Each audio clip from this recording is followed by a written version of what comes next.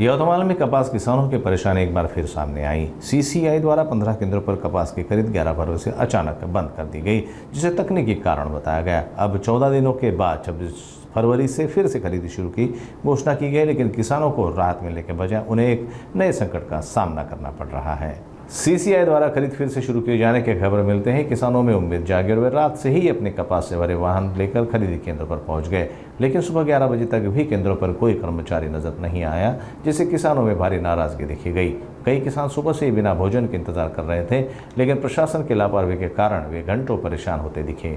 आणि सर आत्ताचे 11 वाजले आहे, जवळपास 11 वाजून एवढा उशीर झाला। आम्ही रात्री भरापासून इथे येऊ ना, आणि हाच प्रोग्राम दररोज राहते। महिनाभर झाला आम्ही रात्री येतो आणि जातो, आणि रात्री येऊनही सुद्धा हे आज 11 वाजूनही अजून ऑफिस उघडलेला नाही आणि कोणताच अधिकारी अजून आलेला नाही आहे।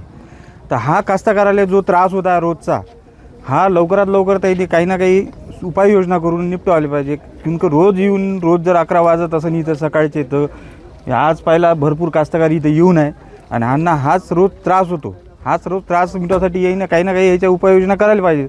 एवढाला उशीर जर होत असेल तर हे कास्तकाराला त्रास दिल्याशिवाय किंवा मग अटवून मारल्याशिवाय हा रोजचाच त्रास त्यांना सहन करावा लागत आहे। याच्या काही ना काही उपाययोजना त्याने करायला पाहिजे सर। आम्ही रात्री 2 वाजता इथे आले आणि रात्रभर इथेच आहे, आणि अजूनपर्यंत APMCनं ऑफिस चालू केलेलं नाही आहे।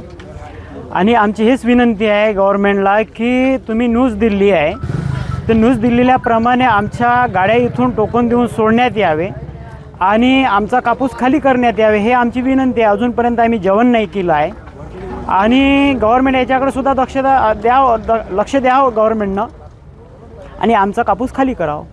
आता जवळपास 15-20 दिवस झाले मार्केट बंद आहे, आणि त्याच्या पहिले आम्ही ऑनलाईन केलं होतं।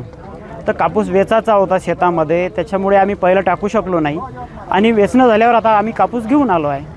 जशी आम्हाला न्यूज मिळाली की उद्यापासून चालू होत आहे, तर आम्ही रात्री गाड्या हजर केल्या, आणि गाडी आणल्यानंतर इथं अजूनही पर्यंत कोणताही अधिकारी आलेला नाही आहे। काय नाही, मी 4-7 भरून आणला आहे, आणि मी इथून 2 वाजतापासून रात्री आलो आहे। आणि आम्हाला असं वाटतं का बा जितक्या लवकर गेलो तितक्या लवकर आमची गाडी लवकरात लवकर खाली व्हावं या उद्देशाने आम्ही कसं इथं म्हणजे पहाटे येतो। आणि आता 11 वाजले आहे, आणखीन इथं म्हणजे कॉटन मार्केटवाल्याचा पण पत्ता नाही, पण ग्रेडरचा पण पत्ता नाही आहे। आणि हे तुम्ही इकडे पाहू शकता की म्हणजे आणखीन आपलं एक कॉटन मार्केटचं आपलं जे गेट जे आहे हे पण उघडलेलं नाही। त्याच्यामध्ये ग्रेडरने आणि थोडं सभापतीने याच्यामध्ये थोडंसं काहीतरी आक्षेप घ्यावं, आणि कास्तकाराची समस्या हे याने मिटवावं। पण आता हे कसं 1 महिना आधी आम्ही ऑनलाईन केलं होतं, आणि म्हणजे आमचा जे कापूस वेचायचा होता त्यानंतर वेचणं झाल्याच्यानंतर आम्ही कसं कापूस मार्केटला टाकावं, तर आता ते खरेदी मदत बंद झाली आहे, आणि आता चालू झाली त्यामुळे म्हणजे आता असं मार्केटला आला पण असं वाटत नाही आम्हाला का बा मार्केट चालू आहे की बंद आहे। सभापतीला सुद्धा माहीत नाही राहत का मार्केट चालू आहे का बंद आहे, तर सभापतीनंच याच्यात काहीतरी याच्यामध्ये सभापतीनंच काहीतरी याच्यात करावं।